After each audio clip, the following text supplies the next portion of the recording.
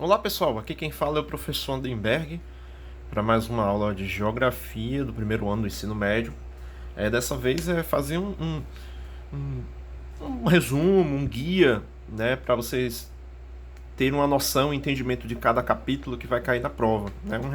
É basicamente uma aula de revisão, né, nesse sentido, para orientar vocês a como vocês estudarem, como vocês se prepararem, quais são os pontos centrais de cada capítulo, para vocês estudarem e fazer uma boa prova, né?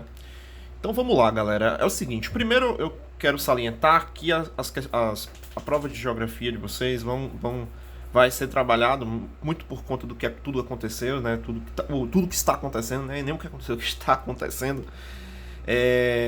Terão conteúdos daqui caindo no teste. Né? Isso de certa forma já é até positivo para vocês, porque vocês já tiveram até aulas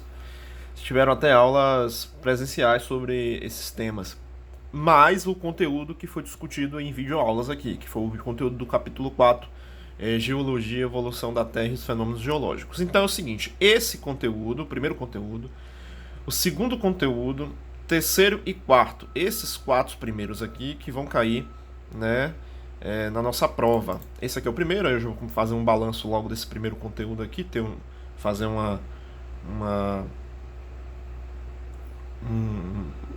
uma análise geral, um guia rapidinho, pra vocês terem uma ideia. Capítulo 1, aqui ó, a geografia na era da informação, tá certo? E o que é que eu quero para vocês nisso aqui, né? Assim, uma coisa que a gente precisa entender é que é o seguinte, esse capítulo ele vai tratar de transformações sociais, culturais, econômicas, operadas no espaço geográfico, galera, tá bom? Obviamente, se situando no mundo globalizado, se situando-se em uma época, na atual época em que o alto grau tecnológico na era das comunicações é formidável, tá certo? Nesse sentido, em decorrência desses avanços tecnológicos, dos meios de comunicação e no sistema de informação, tá bom? Que a gente vai tratar.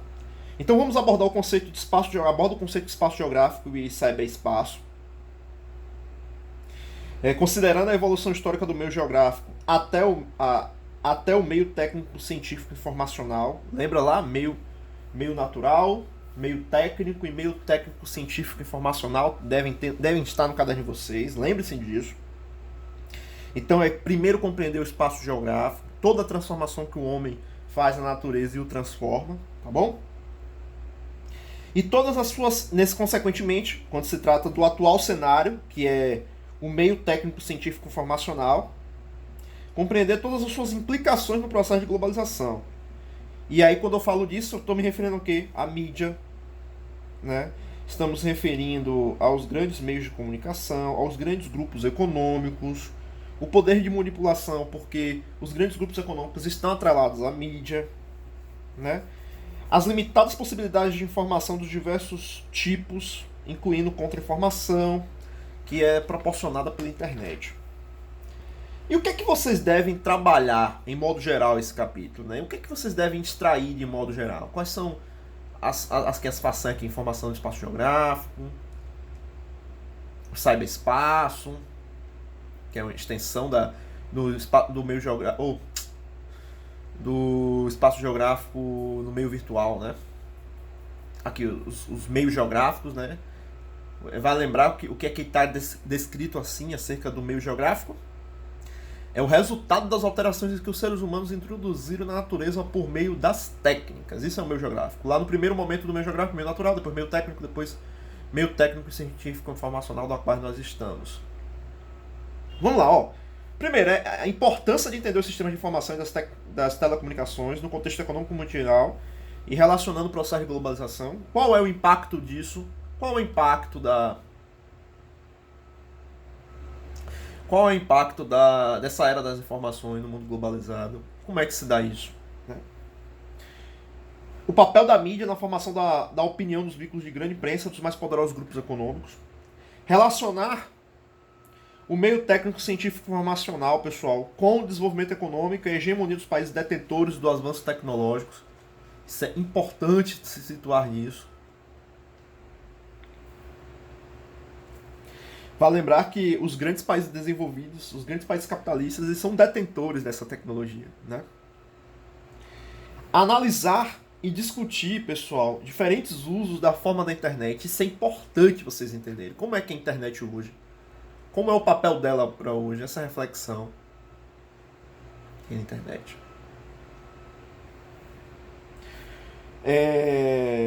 Saber o que é a chamada exclusão digital, que é algo que é muito contraditório nesse mundo globalizado, ao mesmo tempo que proporciona muita tecnologia, sabemos que existem milhares e milhares de pessoas no mundo que não têm acesso à internet, porque existe essa grande contradição. Entender os dados de informação organizados em tabelas, nas análises, e sempre ter uma compreensão nas análises dos gráficos. Sempre ter gráficos, ter sempre essa percepção. De modo geral, é esse as abordagens centrais desse primeiro capítulo, tá bom? Esse capítulo é bem tranquilo, não é nada difícil, não é nada complexo. Tranquilo? O próximo capítulo, vou fechar esse capítulo aqui. O próximo capítulo é o capítulo 2.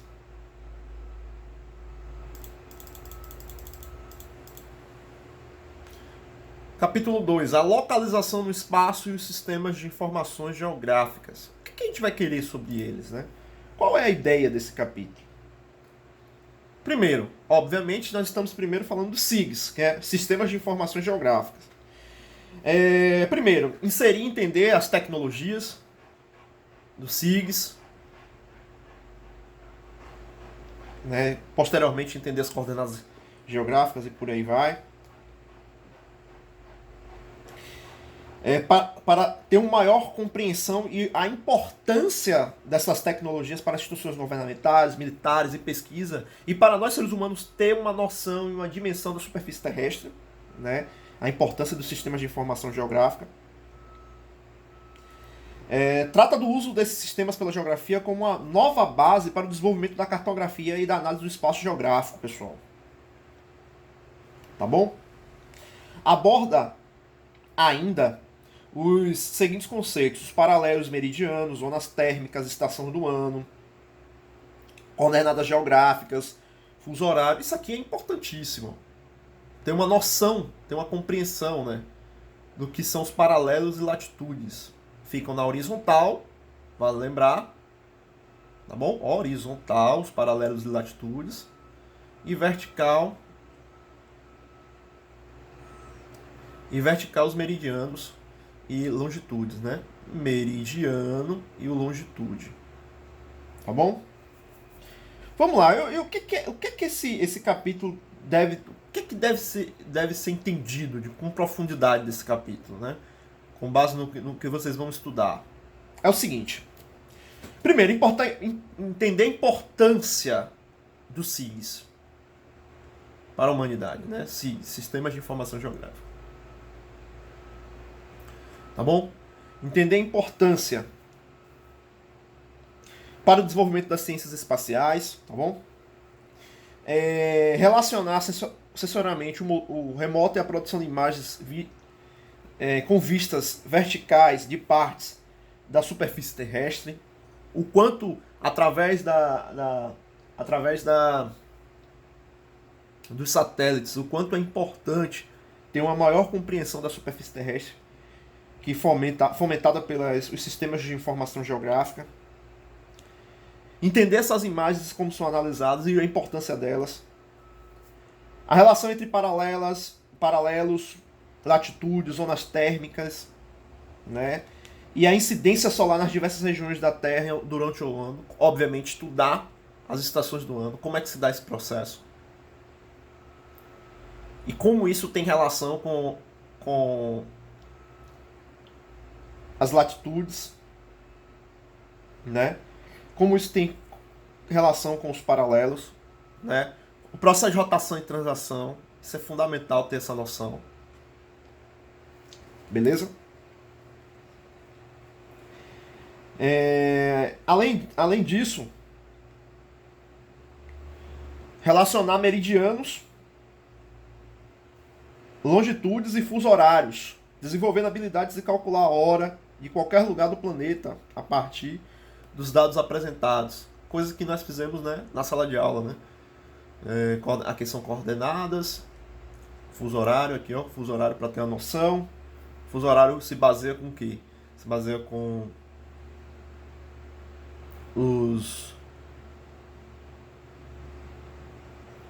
os paralelos, né? E longitudes.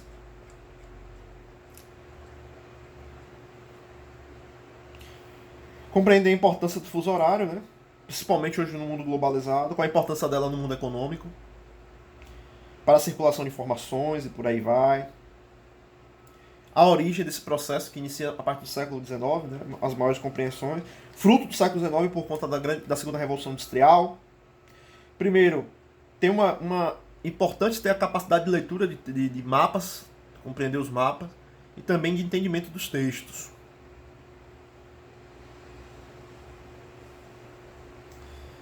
E, obviamente, compreender os fusos horários no Brasil. Agora tem um detalhe, pessoal, que é o seguinte, ó.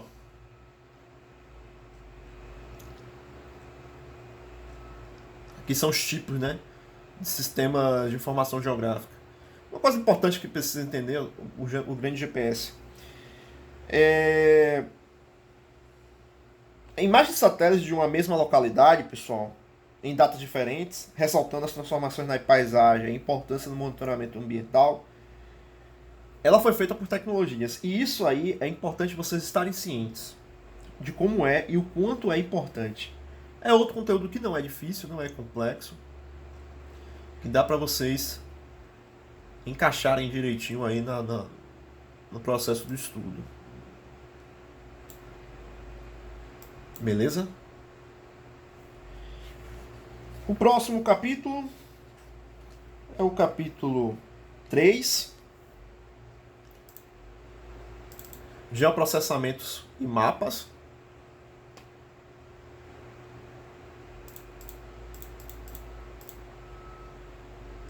Geoprocessamento e mapas, né? O geoprocessamento e sua importância para a cartografia é de fundamental para vocês entenderem a relação do geoprocessamento com os mapas.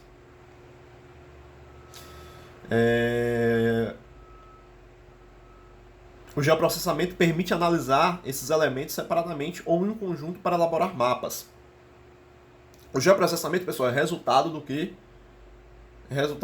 O geoprocessamento é uma etapa do que? Das SIGs, é um resultado dos sistemas de informações geográficas, tá bom? Então, assim, ter uma compreensão de mapas, instrumentos fundamentais de análise e compreensão dos espaços geográficos é fundamental nesse capítulo, ter essa compreensão.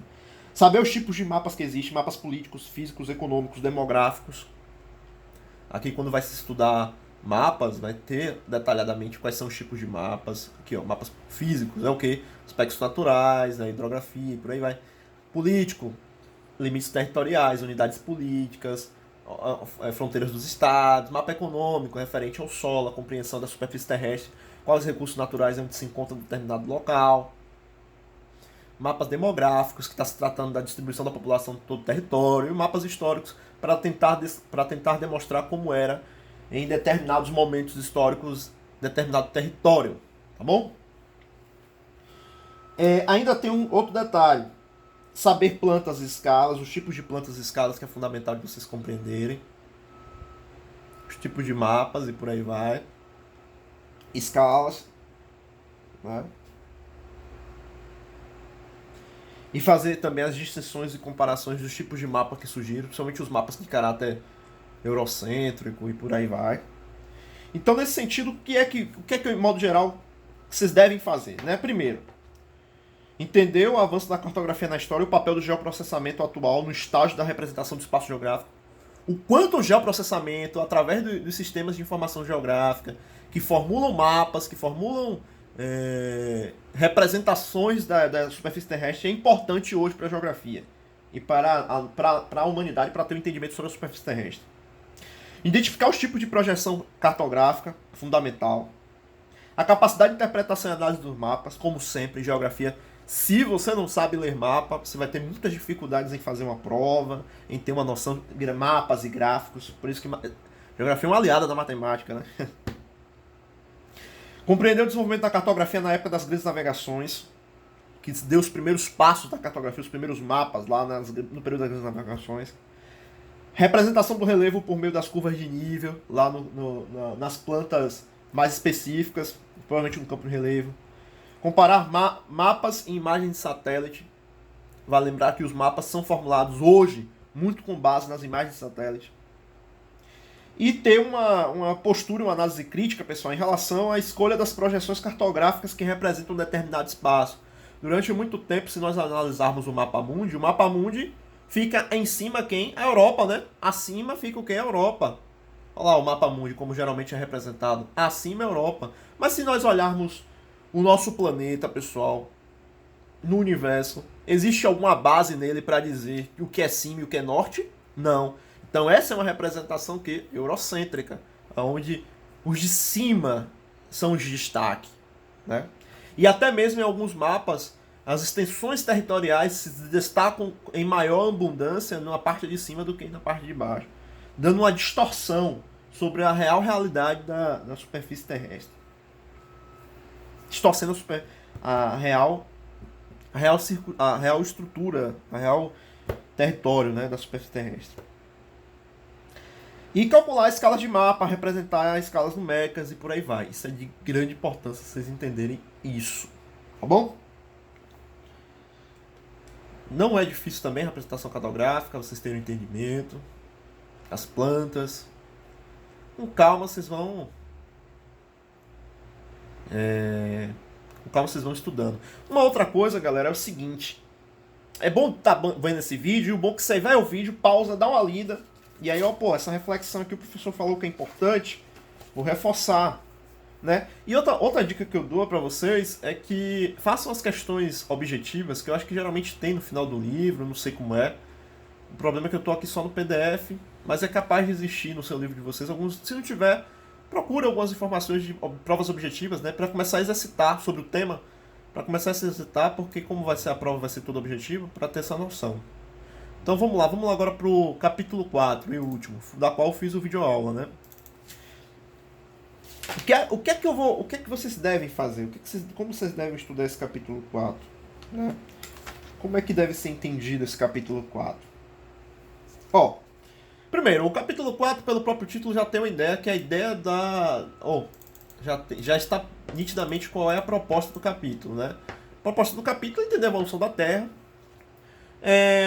tendo um papel central de uma área de conhecimento humana, oriunda da geografia chamada geologia, estudo da superfície terrestre, da costa terrestre, das rochas e por aí vai. Então, assim, primeiro é compreender a formação da Terra, a origem dela. 4, 5 milhões de anos, resultado de um processo... A geologia, que é a ciência responsável no estudo da origem, formação e contínua transformação da Terra, bem como os materiais orgânicos e inorgânicos que constituem. Entender a escala geológica do tempo, as eras, não com profundidade, mas ter uma noção sobre isso, né? E aí depois pela estrutura interna da Terra. Vamos lá. Evolução da Terra, eras geológicas, estrutura e dinâmica da Terra. Estruturas e dinâmicas internas, fundamental também. Crosta terrestre, tipo de rochas e seus movimentos. E, obviamente, sem esquecer... Deixa eu ver se tem aqui, ó, teoria... Sem esquecer aqui, ó. Deriva continental, ó. Crosta em movimento. Primeiro, a teoria da deriva dos continentes. Essa é de grande importância vocês terem essa noção, compreensão. Pangeia no primeiro momento, depois de 135 milhões de anos, Laureásia, isso é fundamental também ter essa noção. Então, em modo geral, é o quê? Assimilar a noção de tempo geológico e suas implicações nos estudos de fenômenos terrestres. Formação da crosta terrestre e seus elementos que constituem. O que é que constitui na crosta terrestre? Quais são as rochas? O que é que se predomina? Ó, lembra que eu comentei na aula, videoaula? Façam essas observações. Relacionar a estrutura interna da Terra com as zonas sísmicas e vulcânicas, entendendo a teoria das placas tectônicas, fazendo a relação com a teoria das placas tectônicas. O movimento das placas tectônicas não somente para isso, mas também para as cadeias montanhosas, abalos sísmicos e vulcanismo. Ler, entender, compreender os fenômenos geológicos globais. escala de objetos mostrados, né, fundamental essa compreensão, e ter, obviamente, análises críticas acerca das políticas de imigração e a forma de como os fenômenos naturais se comportam e como é que se dá e como é que os estados e governos eles se estabelecem para prevenção, para ter um maior entendimento dos abalos sísmicos e do quanto afeta diversos países. É nesse sentido que vocês devem ter uma noção. Compreensão também, ó, pessoal, ó, das placas tectônicas, zonas vulcânicas, porque o Brasil não sofre com terremotos e tsunamis. Pela própria imagem já dá para ter uma ideia. Saber as diferenças, né, das placas tectônicas de zonas divergências e convergências e paralelas de grande importância. Como é que os países reagem aos grandes abalos e quais são os países hoje, como Estados Unidos e Japão, que conseguem ter uma noção de em que momento pode ter abalos sísmicos e como as infraestruturas estão assegurando esses abalos. É mais ou menos isso. Então é basicamente isso, essas são as orientações, um guia, uma revisão, né, para vocês terem uma noção de como vocês podem fazer para estudarem aí para a prova. Então é basicamente isso, pessoal, e até mais, até a próxima aula. Tchau, tchau.